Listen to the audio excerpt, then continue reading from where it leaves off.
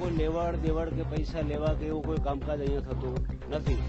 અને પૈસા લેતા કદાચ હોત તો ભુવાજી જોડે ગાડી બંગલા ને એવું બધું હોત. અત્યારે ભુવાજી પણ પોતે એમનું ગુજરાન ચલાવે છે.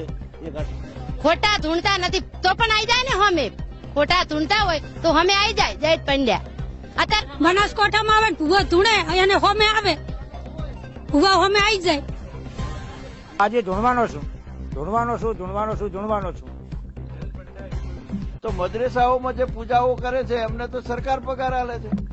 અહીંયા અમારા દેવી દેવતાઓની જે પૂજા કરે છે એ કોઈ પગાર લીધા વગર કરતા હોય છે. અમારા હિન્દુ ધર્મની આસ્થા છે, દેવીની આસ્થા છે, એટલે અમે એમને પગે લાગીએ છીએ, એમને પ્રાર્થના કરીએ છીએ કે મારે આ દુઃખ છે, આ દુઃખ મારું મટી જાય એના માટે માતાજી હું તમારા માતાજીના પ્રતાપથી તો બધું થાય છે.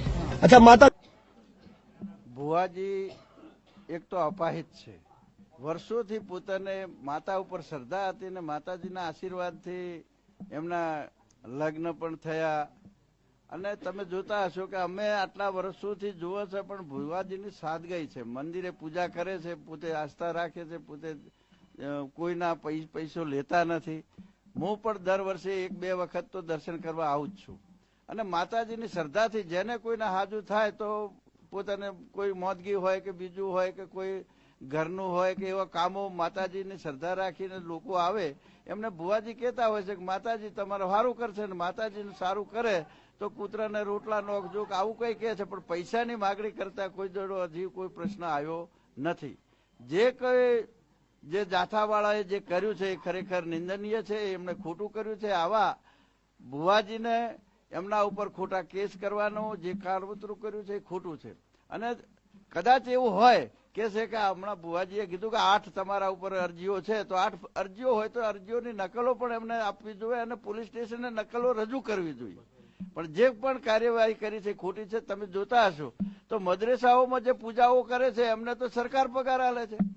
અહીંયા અમારા દેવી દેવતાઓની જે પૂજા કરે છે એ કોઈ પગાર લીધા વગર કરતા હોય છે. અમારા હિન્દુ ધર્મની આસ્થા છે, દેવીની આસ્થા છે, એટલે અમે એમને પગે લાગીએ છીએ, એમને પ્રાર્થના કરીએ છીએ કે મારે આ દુઃખ છે, આ દુઃખ મારું મટી જાય એના માટે માતાજી હું તમારા દર્શન કરવા આવ્યો છું અને દર્શનથી મને લાભ થાય એવી હું વિનંતી કરું છું.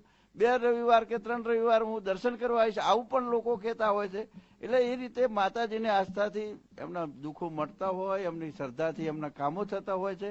તો ભુવાજી કોઈ ખોટું કામ કરતા નથી. ખરેખર આ વિસ્તારની અંદર ભુવાજીની જે છાપ છે, જે સારામાં સારા લોકોને મદદ થાય એવું પોતે કામ કરે છે, લોકોની આસ્થા માતાજીમાં રહે એવું કામ કરે છે. કોઈ દિવસ કરીએ નથી. મને ખબર પડતી નથી તાંત્રિક વિધિ કેને કહેવાય. હું તો એક માતાજીની શ્રદ્ધાથી એના વિશ્વાસથી જે માતાજી આશીષ આલે છે એ લોકોના કામ થાય છે. અને જૈન પંડ્યાએ મને ખોટો વગોયો છે, કરોડોનું એવું બધું કીધું છે ખોટું મને, તો એ મને સાબુત કરી આપે. ઝાપડપરામાંથી ઝાપડપરાવાળા માણસો મારી હાજરીમાં છે. એ એવું કહેવા માંગે છે કે એમાં એક ઘર બતાય કને કરીતું હતો. જૈન પંડ્યા આવું ખોટું કરે છે મારા માથે. મેં એમનું શું બગાડ્યું છે એ મને બનાસકાંઠામાં સાબિત કરી આપે. અત્યારે લોકો એકત્રિત થયા છે, શું કારણ છે? હે લોકો એકત્રિત થયા છે, આજે ધૂણવાના છો તમે? હા, આજે ધૂણવાનો છું. જયંત પંડ્યા એવું કહ્યું છે કે પોલીસને પણ મોકલું છું. તો મોકલી દો, પોલીસને મોકલી દો. હું જ્યાં ખોટું કરું છું. મને જે માતાજી આવે છે, જે મને જે સત્યના માર્ગે લઈ જાય છે, સત્યના માર્ગે ચાલુ છું. અને જે થાય માતાજી કેવરાવે છે એ વસ્તીને કહું છું. કોંતાબેન મડકોલ ભેગા હતા. ભુવાજીને હાવ ખોટું કર્યું છે. નિર્દોષી મોણાને હાવ ખોટા ગેલમાં લઈ ગયા છે. એનો કોઈ અન્યાય છે. ભુવાજીનો અમને મારા છોકરાને 32 વર્ષે કોઈ નોકરીનો આધાર નતો. માં ભગવતી મેળવી છે અને ભુવાજી રૂપિયો લીધો નથી. શરીફળ ટાળું અમે કોઈ પણ 10 વર્ષથી આવે તો લેતા નહીં. અને ખૂબ માતાની શ્રદ્ધા છે અને શ્રદ્ધાથી માતા કોમ કરે છે અને ભુવાજીને સાક્ષાત કોઠે છે. ભુવાજી રહી તમે 75 માં વણવટી મોનસ. હવે એ ખોટા ધૂળે તો આવે હોય બનાસકાંઠામાં આવે ભુવા ધૂળે એને હોમે આવે ભુવા હોમે આવી જાય. હા, મારું નામ શારદાબેન. ભુવાજીને હાવ ખોટે કર્યું છે, બરાબર છે. ભુવોજી એકદમ સરાપિત છે અને ભુવોજી માતાજીના આસ્થાથી બધાને આશીર્વાદ આલે છે અને રૂપિયો લેતા નથી, કોઈને ચિંતરતા નથી અને ભુવાજી હારે આ ખોટું થયું છે. એટલે હું તો એમ જ કહેવા માંગુ છું કે ભુવાજીને ન્યાય મળે, બરાબર છે. મારું તો એ જ કહેવું છે અને માતાજી એને પણ સજા કરે, હું એવું કહેવા માંગુ છું. ખોટા ધૂણતા નથી તો પણ આવી જાય ને, હમે ખોટા ધૂણતા હોય તો હમે આવી જાય જયંત પંડ્યા. અત્યારે મારે જોવું છે કે જયંત પંડ્યા શું કહેવા માંગે છે અને અમારે શું કરવું છે. એમ એને સજા થવી જોવે, બરાબર ની, ઈ અમારું કેવું છે. એટલે અમારા ભુવાજીને અપંગ હતા, એને જરાય પણ દયા નથી આવી. એટલે અમે તો એવું જ કહેશે કે એને સજા થવી જોઈએ અને કોણે અરજી આલી છે ને એ અમારે સાબુત કરવું છે. તાંત્રિક વિધિના આક્ષેપો થયા છે. પહેલા તો એમ કહીશ કે બધા શ્રદ્ધાળુ છે એટલે બધાને જય માતાજી.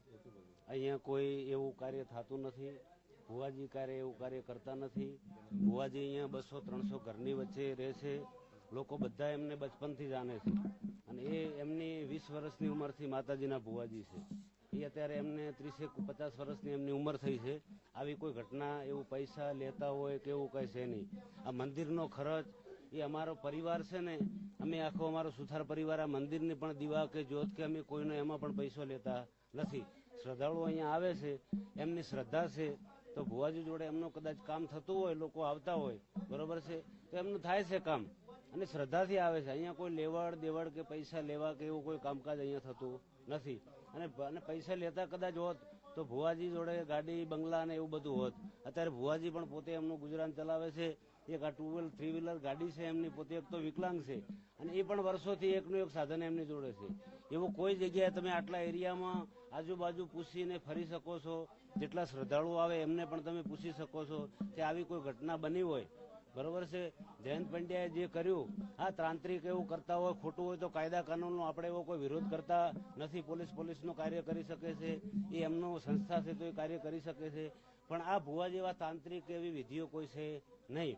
એવી અરજીઓ કદાચ કોઈ એમના વિરોધમાં કે એવી રીતે આપી હોય તો એકાદ અરજીના કારણે આવડું બધું લેવું અને ભુવાજીના એમના ઘરે એમના વાડીમાં જઈ અને એકલા હતા ને એવી રીતે આ બધી ઘટના બની તે ગભરાણા ને પોલીસને ત્યાં ગયા ને એમણે કીધું કે સહી કરીને મૂકી દઈશું તો ત્યાં ગયા છે. કોઈ જગ્યાએ એવો પાઠ નતો માંડેલો કે એવી રીતે કદાચ લાઈવ પકડ્યા હોય એ વસ્તુ હોય તો બરોબર છે. એમના ઘરે હતા અને આવી રીતે કહી અને લઈ ગયા છે. અને એમણે પણ જે મોકલ્યા હતા ડમી કે એમને માથું દુખે છે તો એમણે દોરો પણ કરી આપ્યો. તો એમણે પૂછ્યું કે શું આપવાનું આનું, તો એમણે કીધું કે તમારે જે ધર્માજો જે થતું હોય ચકલાને ચણ નાખજો, ગાયને રોટલી નાખજો, એવું એમણે કીધું છે. એમની જોડે કોઈ પૈસા માંગ્યા નથી, પૈસા લીધા નથી. જૈન પંડ્યાને શું કહેવા માંગો છો? જૈન પંડ્યાને અમે એવું કહેવા માંગીએ છીએ કે તમે કદાચ આ જે કરતા હો ને આવા ખોટા આક્ષેપ ન કરો અને ખોટું થતું હોય ત્યાં પકડો, એ જરૂરી પણ છે, એવું નથી. પણ આવું ધર્મને બધાને આંચ લાગે, બરોબર છે. આ દેવી સંસ્થા ધામ છે તો હજારો માણસો અહીંયા આવે છે.